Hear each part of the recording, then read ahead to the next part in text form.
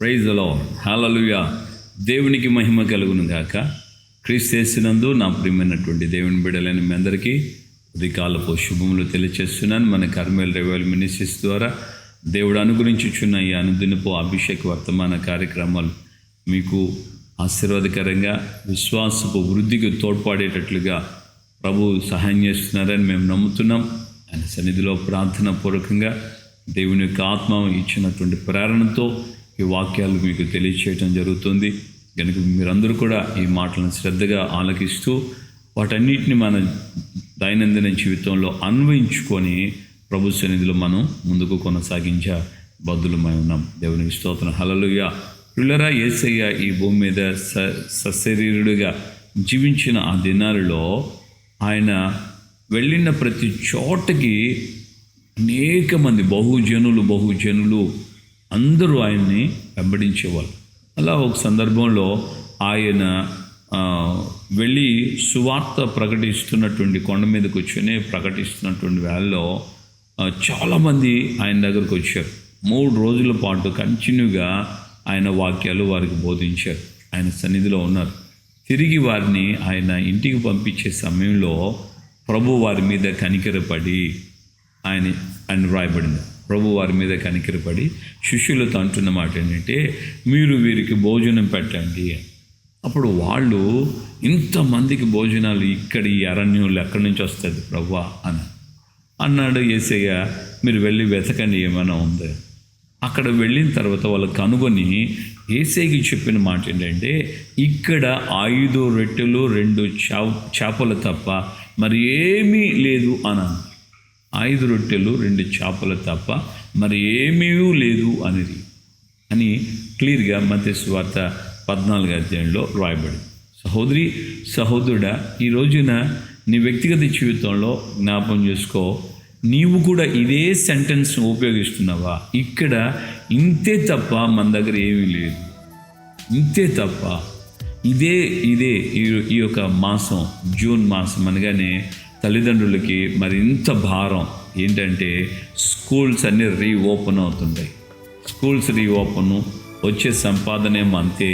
కానీ ఇప్పుడు school fee, tuition fee, బట్టలు, బుక్స్, అసలు మనకంటే కూడా ఇక భోజనాల కంటే కూడా పిల్లల గురించి, స్కూల్లో యూనిఫామ్ గురించి, అలాగే ఆ యొక్క ఫీజుల గురించి, ప్రైవేట్ కాలేజ్ అయితే, ప్రైవేట్ స్కూల్లో అయితే కట్టాల్సిన డొనేషన్స్ గురించి, ఇవన్నీ మనం ఆలోచిస్తే ప్రాణం అసలుకి అలాగే పోయినంత పని అయిపోతుంది.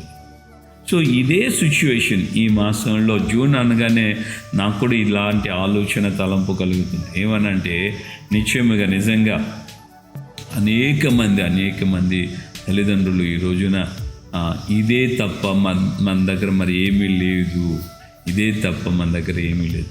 ఫీజు కట్టడానికి సరిపోదు, స్కూల్ యూనిఫామ్కి సరిపోదు, బస్కి ట్రావెలింగ్కి సరిపోదు, వాళ్ళకి పే చేయాలి కదా, సరిపోదు, ఇంట్లో వస్తువులు కొనాలన్నా సరిపోదు. ఇలాగా ఏది ప్లాన్ చేసి, ఏది ఆలోచిస్తున్నా ఇదే తప్ప మన దగ్గర మరేమీ లేదు, ఇదే తప్ప. చాలామంది అనుకుంటుంటారు, మాకు వచ్చే సంపాదన ఇంతేనండి. ఎగ్జాంపుల్గా ఒక 10,000 వస్తుందండి, ఓ 15,000 లేకుంటే 20,000 వస్తుందండి. ఈ 20,000 ప్రతి నెల కుటుంబానికే సరిపోవట్లేదు. మరి ఇలాంటి పరిస్థితుల్లో ఈ రోజున, ఈ మాసంలో మరి స్కూల్ ఫీజులన్నీ, పిల్లలకి ఆరోగ్య విషయాలు కానీ, బట్టల విషయం కానీ, బుక్స్ విషయం కానీ, ఇవన్నీ కూడా అంటే ఖర్చులు విపరీతం, ఖర్చు చేయవలసినటువంటి పరిస్థితులు విపరీతం. ఉన్న ఆదాయం కొంచెమే, ఉన్న రాబడి కొంచెమే. ఇలాంటి పరిస్థితుల్లో దేవుని యొక్క ఆత్మ నాకు ఇచ్చినటువంటి ప్రేరణ ఏంటంటే, దైవజనుడు ఏలియా వెళ్ళి సారెపతులో ఉన్న విధవరాలతో అంటాడు, ఆమె చెప్పిన దాన్ని బట్టి, అయ్యా, బుడ్డిలో కొంచెం నూనె, బుట్టలో కొంచెం పిండి ఉంది, మేము వెళ్ళి ఒక రొట్టె చేసుకొని తిని చచ్చిపోతాం, ఇంక వేరే ఆప్షన్ లేదు మాకు. అంతటి పరిస్థితిలో ఆ తల్లి దైవజనుడికి చెప్తే, ఆయన కూడా ఆ మాట విన్న తర్వాత ఏమంటాడంటే, నువ్వు వెళ్ళి నేను నీతో చెప్పినట్టుగా చెయ్యి, అప్పుడు దేవుడు నీకు నీ కుటుంబానికి ఈ కరువు కాలం అంతా పోషించుకునేటట్లుగా ప్రభు సహాయం చేస్తాడని దైవజనుడు ఆమెకు ఒక చక్కటి మాట చెప్పాడు. ఎప్పుడైతే దైవజనుడికి లోబడిందో ఆ వెనువెంటనే ఆమె చిన్న అప్పం తీసుకొచ్చి మొదట దైవజనుడికి ఇవ్వగా కరువు కాలం అంతా దరిదాపు 3 సంవత్సరాలు కరువు కాలం అంతా ఆమె యొక్క కుమారుడు, ఆమె ఇంటి వారు, బంధువర్గం, ఆ తర్వాత ఆ ఇంటికి వచ్చిన దైవజనుడు వీళ్ళందరూ సమృద్ధిగా భోజనం చేశారు. అంటే శూన్యములో సమస్తమును ఆయన కలుగు చేయగలరు. If you have faith in him, ఆయన యందు నీకు విశ్వాసం ఉన్నట్లయితే he will do a miracle in your life right now. ఖచ్చితంగా ఇప్పుడు నీ జీవితంలో ఒక అద్భుతం చేయగలడు. నీవు ఆయన సన్నిధిలో నమ్మి విశ్వాసంతో ఉండి నిత్యముగా దేవుడు నేను ప్రార్థన చేసినట్లుగా, దేవునికి నేను వేడుకున్నట్లుగా దేవుడు ఖచ్చితంగా చేయగలడు అన్న నమ్మకం, విశ్వాసం నీలో ఉన్నట్లయితే నిత్యముగా ఆయన నీకు అద్భుతం చేయడానికి ఈరోజు కూడా ఆయన సజీవుడైన దేవుడై ఉన్నాడు. హల్లెలూయా. సో గనుక మనం చేయాల్సింది ఏంటంటే ఆ 5 రొట్టెలు 2 చేపలు తీసుకెళ్ళి దేవుని చేతికి అప్పగించారు. ఎప్పుడైతే యేసయ్య చేతికి అప్పగించారో ఆయన వాటిని పట్టుకొని ఆకాశం వైపు కనులెత్తి దేవునికి కృతజ్ఞతాస్తుతులు చెల్లించి ప్రార్థించి వాటన్నిటిని విరిచి వారికి ఇవ్వగా ఆ యొక్క రొట్టెలు చేపలు 5,000 మంది పురుషులు, స్త్రీలు పిల్లలు కాక 5,000 మంది పురుషులు తిన్నారు అని రాబడింది. తినగా మిగిలిన ముక్కలన్నీ అవి గంపలకి పోగు చేస్తే యేసయ్య చెప్పిన మాట ప్రకారంగా 12 గంపలు నిండా వారు వాటిని పోగు చేశారు అని రాడు. హల్లెలూయా. 5 రొట్టెలు 2 చేపలు ఇవి తప్ప మరి ఏమీ లేదు అని అన్న వారికి 5,000 మంది కంటే ఎక్కువగా, కేవలం పురుషులు 5,000 మంది, ఇక స్త్రీలు పిల్లలు మరింతమంది ఉంటారు. ఈ యొక్క లెక్క ప్రకారంగా దరిదాపు 20,000 మందో 25,000 మందో భోజనం చేస్తుండొచ్చు.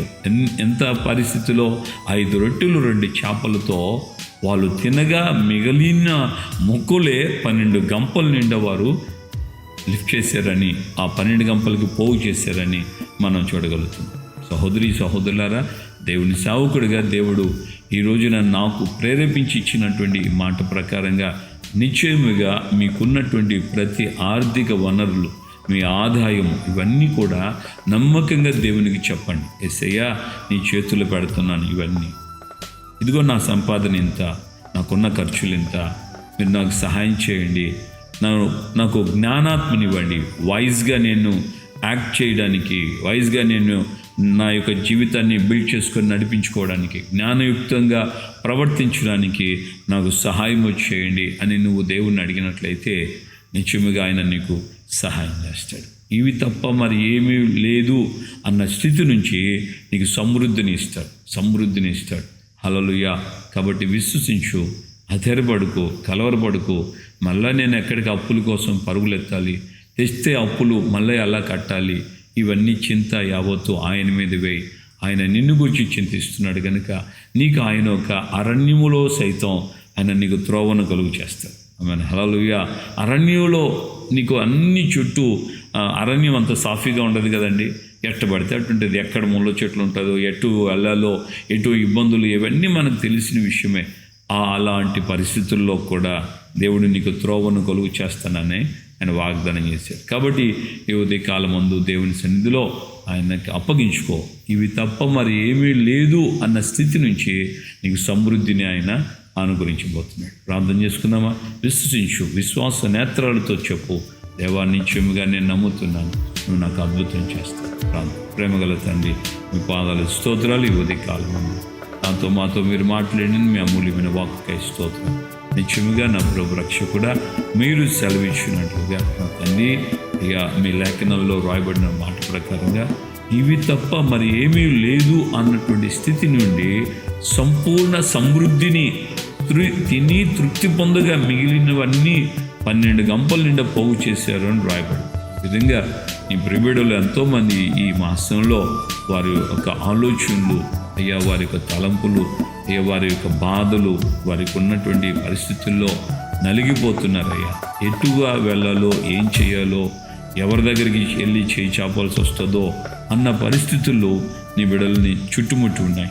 ఈ మాసం అనగానే పిల్లల స్కూల్ విషయం, వారి యొక్క నాయన పరిస్థితులన్నింటిని గురించి అయ్యా మీకు తెలియదేమీ లేదు కనుక ఎవరైతే అయ్యా మనసారా తమ స్థితిని యథార్థంగా మీకు చెప్పుకుంటున్నారో, ఇది తప్ప నా దగ్గర ఏమీ లేదు అని ఎవరైతే చెప్తున్నారో వారి జీవితంలో మీరు గొప్ప అద్భుతం చేయబోతున్నారు. అందుకే స్తోత్రం. మీ కృప చేత నీ బిడ్డల్ని ఆదుకోండి.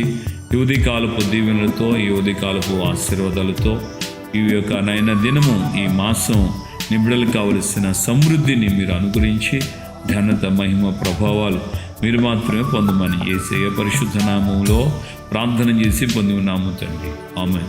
మన ప్రభు అయిన యేసుక్రీస్తు కృపయు తండ్రి అయిన దేవుని ప్రేమ, పరిశుద్ధాత్మిక అన్యోన్య సహవాసం, సమాధానం ఇప్పుడు ఎల్లప్పుడూ సకల పరిశుద్ధులకి మనకును ప్రభు రాకడ పర్యంతం కృపతోడే ఉండి నడిపించునుగాక. ఆమేన్, ఆమేన్, ఆమేన్. హల్లెలూయా. ప్రభుపేట అందరికి వందనాలు. విశ్వాసం మనం కలిగి ఉందాం. దేవునికి చెప్దాం, అయ్యా ఇది తప్ప నా దగ్గర వేరే ఏమీ లేదు అని చెప్తే నిత్యముగా ఆయన పరము నుండి అద్భుతంగా నీకు చేస్తాడు సార్. పరము నుండి ఆశ్చర్యకరుడు, ఆశ్చర్యమైన కార్యాలు నీ జీవితంలో ఆయన జరిగిస్తాడు. ధైర్యపడుకు, కలవరపడుకు, చింతించుకో, దుఃఖపడొద్దు. దేవుని యొక్క కార్యాలు నీ జీవితంలో, నీ కుటుంబంలో నెరవేర్చబడతాయి. ఆమేన్. హల్లెలూయా. అయితే ఈ మాటలన్నీ కూడా, ఈ వీడియోస్ అన్నీ మీరు షేర్ చేస్తున్నారని మేము నమ్ముతున్నాం.